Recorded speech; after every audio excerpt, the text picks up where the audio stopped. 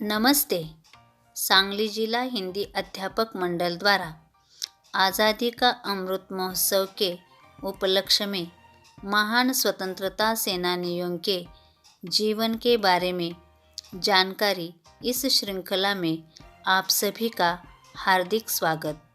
आज के इस वीडियो में हम जानकारी देखेंगे एक महिला क्रांतिकारी की, जो भरा नहीं है भावों से, बहती जिसमें रसधारा नहीं, वह हृदय नहीं है पत्थर जिसमें स्वदेश का प्यार नहीं। लाखों शहीदों ने अपनी शहादत देकर हमें आज़ादी दिलाई थी। इनमें केवल वीर नहीं बल्कि वीरांगना भी थी, जिन्होंने अंग्रेज़ों के दांत खट्टे किए थे। ऐसी ही वीरांगना थी प्रीतिलता वड्डेदार। प्रीतिलता का जन्म 5 मई 1911 बांग्लादेश में हुआ। उन्होंने अपना जीवन करियर बनाने पर नहीं बल्कि वीरता से क्रांतिकारी पथ पर चलकर जनता की सेवा करना उचित समझा। प्रीतिलता ने कॉलेज खत्म होने के बाद अध्यापिका की नौकरी की। एक विद्वान शिक्षिका के रूप में देखी जाने लगी। अध्यापन कार्य से मिलने वाली आमदनी का बड़ा हिस्सा वह क्रांतिकारियों के बीच खर्च कर देती थी। अमर स्वतंत्रता सेनानी मास्टर सूर्यसेन की क्रांति संगिनी प्रीतिलता ने न केवल सशस्त्र अंग्रेजी सेना से युद्ध लड़ा था, बल्कि मास्टर सूर्यसेन के घिर जाने के बाद अपने दम पर अंग्रेज़ों के शस्त्रागार को जलाकर राख कर दिया था। मास्टर सूर्यसेन को अपनी युवा महिला साथी की बहादुरी पर गर्व था। चितगांव स्थित शस्त्रागार में 18 अप्रैल 1930 छापा मारा गया। उस दौरान प्रीतिलता वड्डेदार ने सफलतापूर्वक टेलीफोन लाइनों, टेलीग्राफ कार्यालय को नष्ट कर दिया। 13 जून 1932 का दिन था और प्रीतिलता वड्डेदार सूर्यसेन से मिलने गई थी। उसी दौरान उनके ठिकाने को ब्रिटिश सैनिकों ने घेर लिया। दोनों तरफ से लड़ाई शुरू हो गई।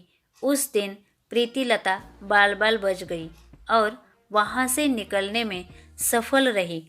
प्रीतिलता की गतिविधियों को लेकर ब्रिटिश अधिकारी भी सतर्क हो गए और उन्होंने उन्हें मोस्ट वांटेड क्रांतिकारियों की लिस्ट में डाल दिया।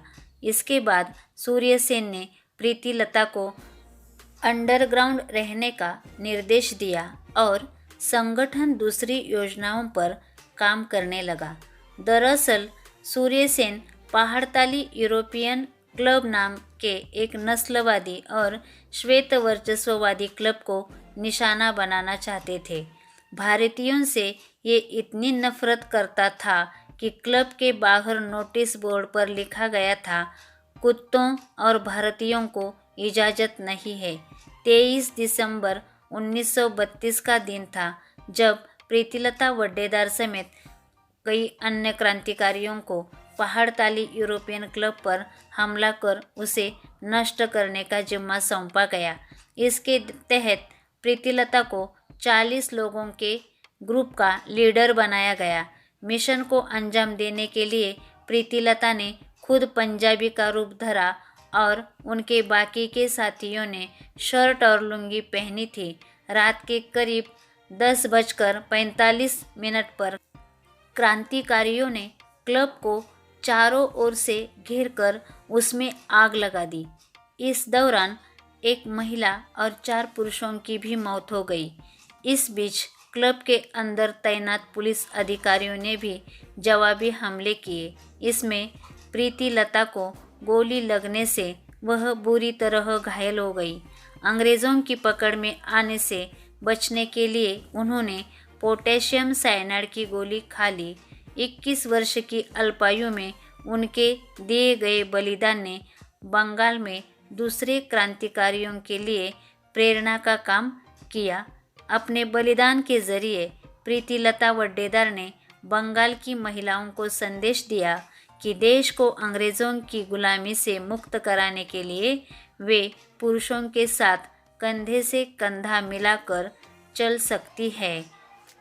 प्रीतिलता का यह महान बलिदान देश कभी नहीं भूलेगा। धन्यवाद।